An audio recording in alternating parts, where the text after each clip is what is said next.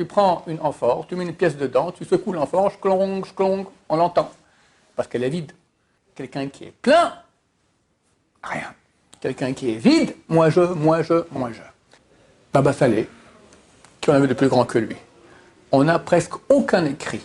Il a écrit énormément. Forcément, l'extérieur, il est aux dépens de l'intérieur.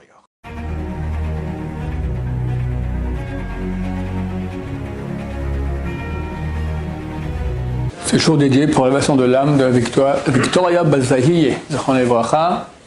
La question de Eliaou. Qu'est-ce que la Torah dit sur l'apparence extérieure qu'un juif? Que dit la Torah sur l'apparence extérieure qu'un juif devrait avoir? Alors, c'est intéressant, on vient de finir ce Shabbat, les 8 semaines des Shovavim, qui parlent de la sortie d'Égypte, donc de la Torah, et l'aboutissement, c'est la construction du temple, du sanctuaire dans le désert. Alors, il y en a qui, quand ils voient ça, déjà, ils ont mal à la tête et ils lisent pour être rendu quitte, mais ils ne vont pas étudier. Mais il faut étudier ce sujet, c'est important. Il y a une obligation à chaque juif d'étudier chaque semaine Rashi. Ou 2 fois le paracha en hébreu, 1 fois en araméen. Le Shulchan Aruch dit que celui qui a la crainte de Dieu fera les deux. Et Rashi, et 2 fois hébreu et 1 fois araméen. Donc il faut lire Rashi. Et là-bas, on voit que dans le sanctuaire, c'est une chose assez intéressante, qui sera pour nous un très grand enseignement. Rashi dit 3-4 mots, pas plus. Mais quelle valeur à ces mots. Il est dit, la Torah nous enseigne la chous. Littéralement, c'est avoir miséricorde, avoir pitié, mais ça veut dire faire attention aux choses qui ont de la valeur. À propos de quoi il dit ça? Bon, on n'a rien qui a plus de valeur que le sanctuaire. Qu'est-ce qu'il y avait dans le sanctuaire? Il y avait une boîte, le tabernacle, dans laquelle il y avait la Torah, les tables de la loi, les tables cassées, que Moshe Rabbeinu a cassées des premières lois, première table, et le rouleau de la Torah aussi, qui était dedans, et qui était à l'extérieur, une petite planche comme ça, c'était posé dessus, qui était à l'intérieur. En tout cas, tout ça était dans les saints des saints. La boîte, elle était entièrement d'or. C'était une boîte de bois, mais avec couche d'or extérieure, couche d'or intérieure. Dessus, un couvercle, caporette, épais de 8 cm d'or. Pour soulever, hein, ça faisait 1 amas et demi sur 2,5, ça fait environ 120 cm sur 60 cm. Épaisseur 8 cm d'or, il faut une grue pour ramasser ça. Quelqu'un a déjà tenu une fois un lingot dans sa main, c'est très très lourd l'or. Pour un truc pareil, il fallait une grue, c'est impossible, d'accord? Dans le Saint des Saints, c'était des planches de cèdre recouvertes d'or. Pas qu'on a peint avec ces petites feuilles comme ça, une vraie plaque d'or qu'il y avait dessus, comme ça. Des 3 côtés, au-dessus, il y avait une sorte de couverture faite avec des 5 différents matériaux cousus ensemble avec un fil d'or aussi. Et derrière aussi, le massach, il y avait la paroche, un rideau pareil. Tu rentres là-dedans, tu es émerveillé. Or, or, or. Très très beau tissu, et tabernacle en or. Maintenant, ça c'est quand tu es dedans. À l'extérieur, et aussi c'est tout recouvert d'or. Tu vois une maison en or. Bon, mais Dieu a dit qu'il faut recouvrir la maison en or. Alors, on va la recouvrir avec des couvertures comme ça, 10 bandes qu'on va coudre ensemble. Et ces bandes sont faites, comme je dis, avec 5 fils, dont un fil en or. Très très beau. Fantastique. Bon, mais personne ne saura qu'il y a de l'or. Non. Alors pour ça, qu'est-ce qu'ils ont fait? Ils ont fait que, de toute façon, que les bandes de tissu s'arrêtent à 2 coudées du sol. Une coudée, il y avait un aden. Aden, c'est un socle d'argent dans lequel on mettait le pilier de cèdre. Il y avait une coudée, on voyait l'or. Bon, alors on ne voit pas tout en or, mais on comprend qu'il y a de l'or sous la belle couverture. Mais Dieu dit non, tu vas mettre encore une autre couverture dessus, qui va être plus longue d'une coudée des 2 côtés, et faite de notsat izim, de plumes, comme ça on appelle littéralement, plumes de laine de chèvre. C'est gris beige comme ça. Tu recouvres tout cela. Et ça va aller jusqu'à une coudée du sol. Donc on verra le socle d'argent, puis après l'or on ne voit plus. Et l'argent, vous savez qu'après quelques jours, ça devient noir. Donc tu as une maison qui est en or, recouverte de couvertures avec des fils d'or et tout, des matériaux extraordinaires. Tout ça recouvert d'une couverture grise, d'accord, avec des socles noirs, on ne voit rien. On ne voit rien. Mais c'est pour qui tout ce bel or? Et quand on rentre dedans, bon, encore faut-il rentrer dedans. Qui peut rentrer dedans? Pas n'importe qui, que les Kohanim, etc. Et quand tu rentres dedans, alors, si tu rentres le jour, tu auras une bougie qui sera allumée. Tu rentres la nuit, tu en auras 7. Et tu verras l'or, le truc, mais ça c'est dans le Saint, mais dans le Saint des Saints. Le tabernacle, la boîte avec les chérubins en or, etc. Noir. C'est en or, avec des belles couvertures de 5 fils, tout noir. À quoi ça sert tout ça? Rachid dit, la Torah nous enseigne à prendre en considération, avoir pitié et faire attention à ce qui a de la valeur. Ça veut dire quoi? Ça veut dire quoi? Le cacher. Le cacher. L'extérieur, c'est l'impur. L'intérieur, c'est le pur. Toute la richesse spirituelle de quelqu'un, c'est intérieur. Et très souvent, quand quelqu'un parle, il va perdre. Une histoire avec le Rav Wolbe, qui a raconté cela, le Rav Leuchter. Le Rav Leuchter, c'est un des grands élèves du Rav Wolbe. C'est un Baal Tchouva de Yverdon, notre patrie, suisse, d'accord. Il est venu, il a fait Tchouva, avec grands cheveux, tout ça, il est venu à Mir, tout ça, il a fait Tchouva, il devient un des grands élèves du Rav Wolbe. Il me racontait une fois que le Rav Wolbe lui a dit une fois un chidouche, je lui ai dit, ça fait 20 ans, je ne sais plus, 20 ans, 25, 30 ans que j'ai ça, je garde en moi. Et maintenant, je te le dis. Il faut faire attention. Il a parlé à des gens qui faisaient du kirouv, les gens comme moi qui essaient de parler aux gens pour les ramener. On a tendance à vouloir tout raconter à tout le monde pour les ramener. Il faut dire, attention, parce que tu dois garder une richesse intérieure. Maintenant, quand tu as quelque chose à l'intérieur, tu as une belle compréhension, quelque chose de profond dans la Torah. Tu le dis, ça a presque perdu tout son impact sur toi. L'intérieur, c'est ça ma vie, ma richesse de vie intérieure. Quand une chose devient extérieure, ça n'a plus de vie. Le Zohar HaKadosh dit, celui qui se vante, c'est le signe qu'il a rien. C'est bien un petit moi-je de temps en temps, d'accord? T'as rien, t'es nul. Quelqu'un qui a, il se tait. C'est une vie intérieure. Comme dit Chazal, la gina, Istaria belagina, kish kish karia. Istaria, c'est une pièce. Dans la gina, c'est une amphore. Kish kish karia. Elle crie kish kish. En français, on appellerait ça schling schling ou sklong sklong, d'accord? Tu prends une amphore, tu mets une pièce dedans, tu secoues l'amphore, sklong sklong, on l'entend, parce qu'elle est vide. Remplis maintenant l'amphore complètement de pièces, ferme-la, secoue, tu n'entends rien du tout. Quelqu'un qui est plein, rien. Quelqu'un qui est vide, moi je. Le fait de vouloir montrer des qualités dans l'extérieur, c'est une erreur. Parce que l'extérieur, c'est vraiment comparé au sitra, au côté négatif. C'est marqué, se vive Rechaim Yitalachun. Autour, les Rechaim, les mécréants, ils tournent. Aussi, au niveau de la Kabbalah, on dit que la sainteté, elle est intérieure. Autour, tu as les gens plus impurs. Tu as 3 couches, d'accord, d'impureté à l'extérieur. Et l'intérieur, c'est la pureté. Mais c'est aussi dans notre vie quotidienne. Donc, ça serait attention de ne pas prendre l'intérieur et le rendre extérieur. Il faut le laisser intérieur et cacher. Baba Salé, qui en avait de plus grand que lui. On n'a presque aucun écrit. Il a écrit énormément. On n'a presque aucun écrit. Pourquoi? Il ne voulait pas que ça devienne extérieur. C'est normal quand tu écris. Tu dis, maintenant, des gens vont lire ce que j'écris. Puis, forcément, c'est moins intérieur, c'est moins désintéressé. C'est pas que entre Dieu et toi. L'étude de Torah est extraordinaire. C'est une mission très grande, il faut la faire de façon désintéressée, par amour de Dieu. Maintenant, quand tu écris quelque chose de joli, tu dis les gens vont lire, forcément, c'est humain, et les gens vont voir, c'est beau, Baba Salé, t'as vu ce livre, extraordinaire. C'est déjà plus complètement pur. On n'a rien d'écrit de lui. Il y a beaucoup de grands comme ça, beaucoup de grands. Ça ne veut pas dire qu'il faut aller avec des haillons. La Gemara dit, a dit Rabbi Yochanan, mes habits sont mechabdoutai, sont les choses qui m'honorent. Quelqu'un doit être correct. Correct. C'est les choses qui m'honorent. On peut pas, un Talmid Chacham ne peut pas aller habillé avec des haillons, des trous, des machins. Il doit être propre. C'est marqué qu'un Talmid Chacham qui a une tache de graisse sur son habit, il est passible de mort. Pourquoi? Les gens regardent, moi, ces religieux là, comment ils sont habillés. D'accord? C'est très grave parce que tu représentes le nom de Dieu, tu représentes la Torah de Dieu, tu représentes les sages d'Israël. Donc c'est pas pour toi.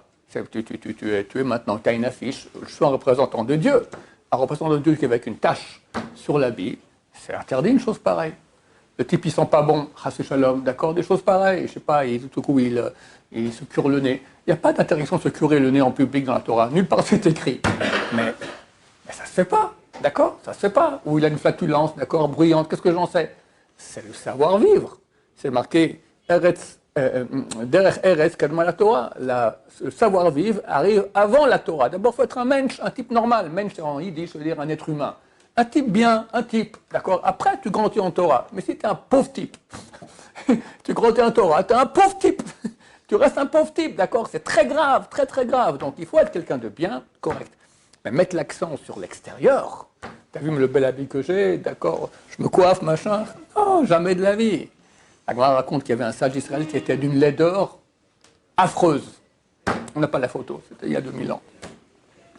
Et un jour, une princesse qui lui a dit « Mais comment le Créateur t'a créé aussi laid ?» Alors il lui a dit « Tu as du vin, vous avez du vin chez vous à la maison ?»« Oui, mon père, c'est le roi, il a du vin. » Puis, vous le mettez dans quel type de kélim, d'ustensile? Il dit « Bon, on a des amphores en poterie. » En poterie, pour le roi, il faut des amphores en or. Dis à ton père. Ok, elle est rentrée, elle a dit au solier, d'accord, vous changez toutes les amphores, mettez en or, on met le vin dedans. Tout le vin a tourné. C'est pas comme aujourd'hui, il y a des sulfates qui font que ça ne tourne pas. Tout le vin a tourné. Le roi a dit, mais qu'est-ce qui s'est passé? Il dit, je parlais à ce sage, il m'a dit qu'on ne pouvait pas avoir des amphores en poterie, on a mis en or. Ils l'ont amené. Mais qu'est-ce que tu as dit à ma fille? Je voulais lui expliquer, elle m'a dit que j'étais extrêmement laid. Le roi a dit, ouais, elle a raison. Ça, c'est moi qui rajoute, c'est pas écrit dans la Gemara. D'accord? Je vais expliquer que c'est extérieur, mais que toute la sagesse que j'ai provient du fait que je suis laid. Et si j'étais beau, j'aurais eu moins de sagesse. Alors on dit à personne d'aller se balafrer maintenant, de faire une opération de chirurgie esthétique pour être non esthétique, d'accord? Tu es né beau, ok, ça va, mais attention, commence pas à te regarder dans la glace. Sachez que Shulchan Aruch interdit de se regarder dans la glace. C'est un lave de Horaïta, comme manger du porc. Parce que c'est un comportement féminin. On n'a pas le droit d'avoir des comportements féminins. Et oh, qu'est-ce qui se passe? Il y a partout des glaces. Moi, j'ai un ascenseur chez moi à la maison. Il y a une glace, tu rentres, tu te vois, d'accord, il y a partout des glaces partout. D'accord, qu'est-ce qu'on fait? Elle a posé la question il y a peut-être 35-40 ans, un possèque, ça, ici dans la journée, m'a dit, pour les gens qui viennent de l'étranger, c'est permis. Déjà. Et aujourd'hui, c'est permis pour tous. Qui ne se regarde pas dans une glace, d'accord? Mais tu commences un peu trop comme ça, comme une bonne femme, là ça va pas, d'accord? T'es pas une bonne femme. Un peu, il faut être correct comme il faut, pas commencer à se regarder. Une fois, ma femme m'a dit, il n'y a rien qu'une femme connaît mieux que son visage, d'accord? Les femmes sont devant le miroir, se regardent des heures, un petit machin, un petit truc, un machin, ils connaissent par cœur. Ça va, t'es pas une femme, t'es un homme, d'accord? Donc il faut être correct. Mais tu vois dans cette Gemara que le sage, il a dit, si j'étais plus laid, si j'étais plus beau, j'aurais eu moins de Torah. Même principe. Dieu nous dit d'avoir miséricorde, de faire attention à ce qui a de la valeur, ça reste intérieur, ça reste caché. Très bientôt, ma chère viendra, ça va être le contraire. On n'aura plus peur de l'extérieur. L'extérieur, il sera bien aussi, donc on pourra au contraire tout montrer, c'est le dévoilement de Dieu. Mais actuellement, où le monde, il est un monde de mal, un monde d'obscurité, un monde qui veut attraper, d'accord, c'est le principe aussi du Ayin Hara. Si quelqu'un il a des choses de valeur, il commence à les montrer à tout le monde, et il va se ramasser des trucs sur la tête. Pourquoi? Les forces du mal s'excitent quand elles voient ça. Elle dit à Dieu, regarde, tu lui as donné ça et ça et ça. Pourquoi? Il mérite il a des péchés, d'accord? Dieu ne regardait pas les péchés. Mais le fait que tu vas maintenant s'exhibitionner à l'extérieur, ça va exciter les forces du mal. Mais pourquoi lui il a une si belle voiture? Pourquoi il a une si belle maison? Tout ça, il ne mérite pas. Il regarde tous les péchés qu'il a fait. Vous avez raison. Bim, d'accord? Alors que Dieu connaissait ça, mais il mettait de côté en attendant, il fera tchouva, lentement, on va attendre, d'accord? Donc, voilà, ça fait partie aussi de l'humilité. La vérité, c'est en fait la main de Dieu. On doit comprendre que tout provient de Dieu. Et on n'a pas de quoi s'enorgueillir. On n'a pas à dire j'ai fait ça, je suis ça, etc. C'est faux, c'est faux. Donc quand quelqu'un maintenant va agir ainsi, et il va le faire donc extérieurement, soit par la parole, je suis comme ci, soit il va le montrer, les habits, la voiture. C'est phénoménal la voiture, d'accord? Pourquoi quelqu'un achète une voiture des fois qui a des prix exorbitants? D'accord, des fois ils mettent 15 sortes de couleurs, d'accord, de vernis comme ça. Les meubles de la voiture, les chaises, d'accord, c'est en peau comme ça, c'est que pour le postérieur, que ton postérieur comme ça, il soit plus agréable. Ça va, payer des dizaines de milliers d'euros pour ça. C'est de la frime. Tu ne peux pas aller dans la rue avec ton compte en banque, regarder combien d'argent j'ai en banque, ça fait un peu idiot. D'accord, il y en a qui le font aussi. Mais ça ne se fait pas. Mais tu as la belle voiture, d'accord, tu es quelqu'un. Tu es quelqu'un. C'est contraire à la vérité. Parce que ce n'est pas l'argent que tu as ni la voiture que tu as qui va dire qui tu es. Au contraire. Plus tu es humble, plus tu es bon, moins tu montres ce que tu as, même si tu as, d'accord. Ça, c'est un signe de grandeur. J'ai connu quelques gens immensément riches, pas beaucoup, très humbles. C'est extraordinaire. Franchement, c'est extraordinaire. D'une humilité, rien. Et ils ont des millions de milliers, je ne vais pas dire ce qu'il a, c'est une voix très très connue, d'accord. C'est un type extrêmement humble. C'est vraiment une qualité très grande, parce que dès qu'il y a de l'argent, on te fait des salam alek. Maintenant, on te fait des salam alek toute la journée. Au bout d'un moment, tu commences à croire qu'ils ont peut-être raison. Il y a une histoire dans la Bible terrible. Il y avait une femme qui s'appelait Athalie, la famille du ministre français. C'était il y a 2700 ans. Et elle a tué tous les descendants du roi David, qui n'est plus de roi aussi en peuple d'Israël. Maintenant, il y avait le Kohen Gadol, qui s'appelait Yehoyada, qui a caché un des enfants qui avait 7 ans, il s'appelait Yoash. Il l'a caché dans le Saint des Saints. Et il a nourri, etc., il a enseigné la Torah, puis un beau jour, quand il était déjà adulte, il a dévoilé à tout le monde, voici le descendant du roi David. Puis tout le monde est très content. La Bible raconte que tant que le Kohen Gadol, Yehoyada, était vivant, il a guidé le roi, Yoash.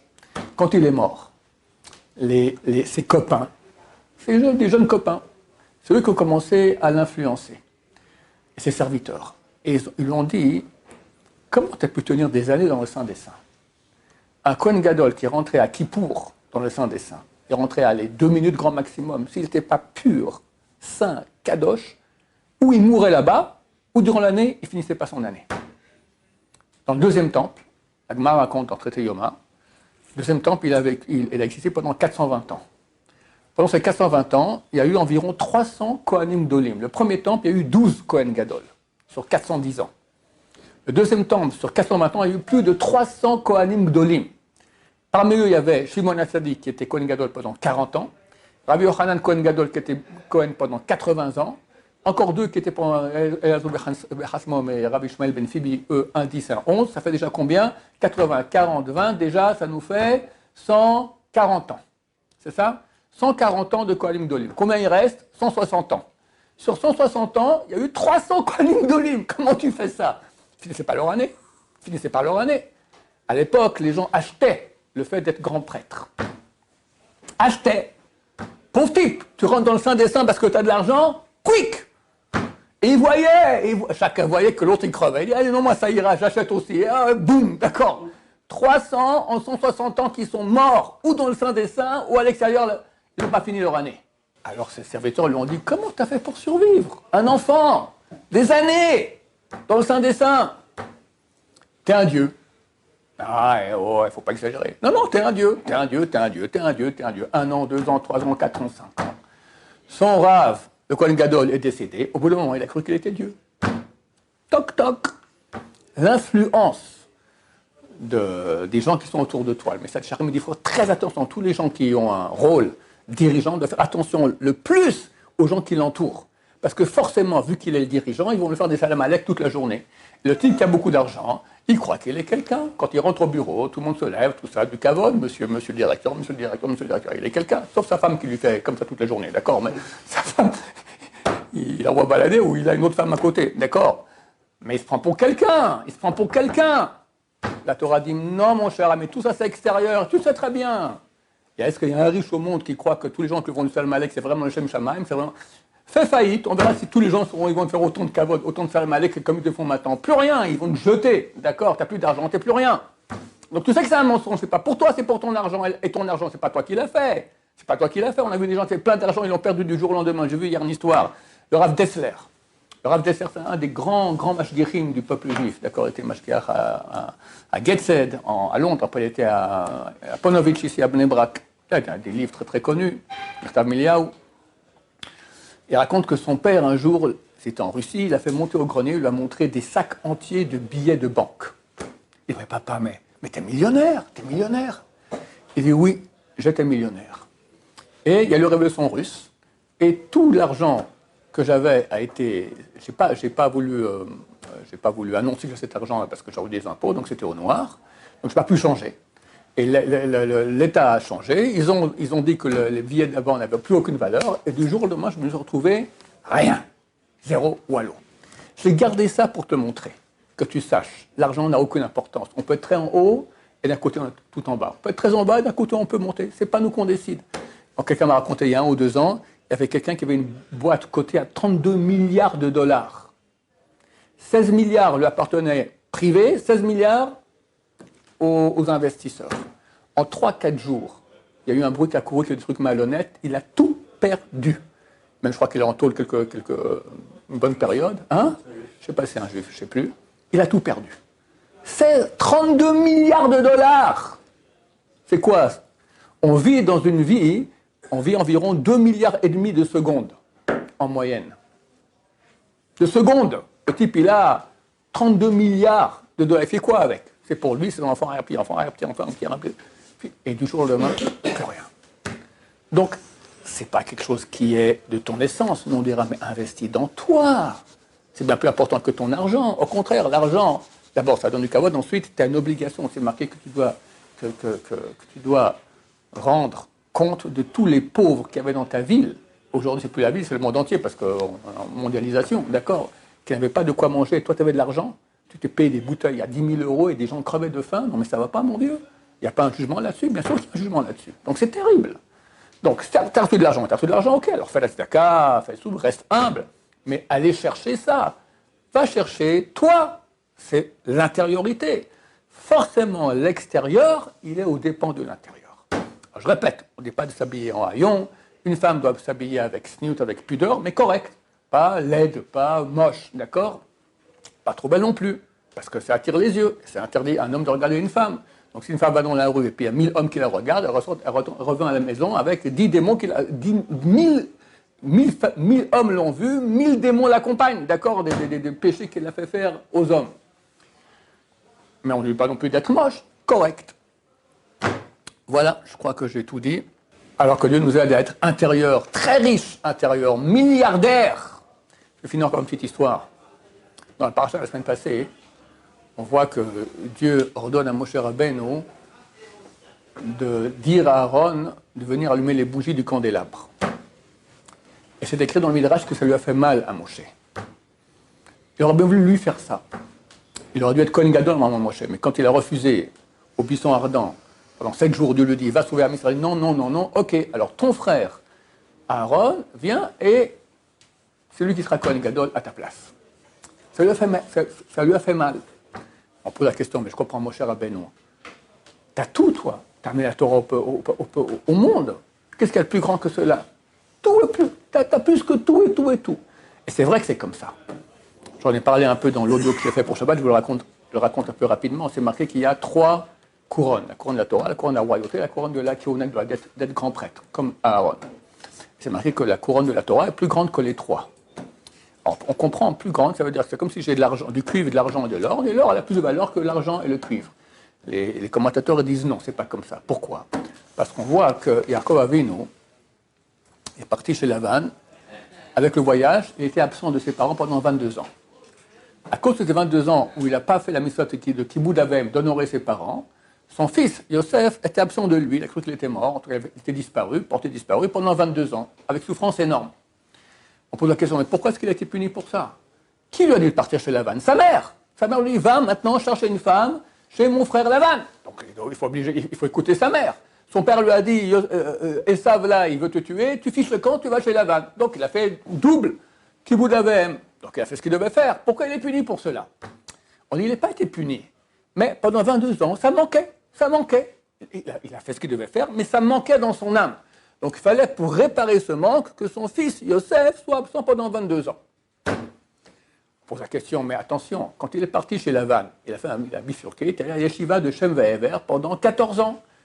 Donc il était absent de ses parents, pas 22 ans, mais 36 ans, 22 et 14.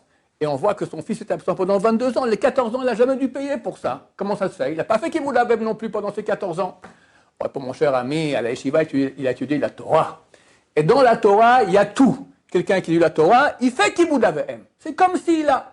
Donc c'est pas que tu as le cuivre, l'argent et l'or. Quand tu as la couronne de la Torah, tu as tout. Donc Moshe Rabbeinu, il avait aussi la mitzvah d'allumer le candélabre, d'être Kohen Gadol, vu que c'est lui qui a amené la Torah. Comme ça, Dieu a calmé, expliqué cela à Moshe Rabbeinu. Et c'est vrai. Mais qu'est-ce qu'on apprend de cela? Que Moshe Rabbeinu, il avait soif d'un degré encore plus haut. Moshe Rabbeinu, si nous on bosse pendant 10 000 vies, de toutes nos forces, toute notre vie, on n'arrivera pas au talon de Moshe Rabbeinu. C'est quoi Moshe Rabbeinu? C'est énorme. Il connaît toute la Torah, tout ce que tout étudiant Torah apprendra durant l'histoire, il connaît. Il connaissait. Il y a besoin de plus? Réponse, oui. Il y a un verset dans Kohelet, Ecclésiaste, qui dit « Celui qui aime l'argent ne sera jamais rassasié d'argent ». Tu connais des millionnaires? Il y a des millions et des milliards. Il veut toujours plus. Tu veux plus. Tu veux plus. Le Midrash, sur ce verset, dit cette tendance que lorsque tu veux plus, cette addiction à avoir toujours plus, tu peux aussi la faire aller dans la Torah. Ohev Torah, lo isba Torah. Il n'y a pas de verset qui dit ça, mais c'est le Midrash qui dit. Celui qui aime la Torah ne sera jamais rassasié de Torah. Moshe Rabbeinu qui a tellement de Torah, il veut encore plus. On doit viser haut. Même Moshe Rabbeinu, il a visé haut. Il voulait beaucoup plus. Alors nous aussi, on doit vouloir remplir notre intériorité de richesse, être très, très, très, très riche. Be'ezrat Hashem. Baruch Adonai, l'olam, amen v'amen.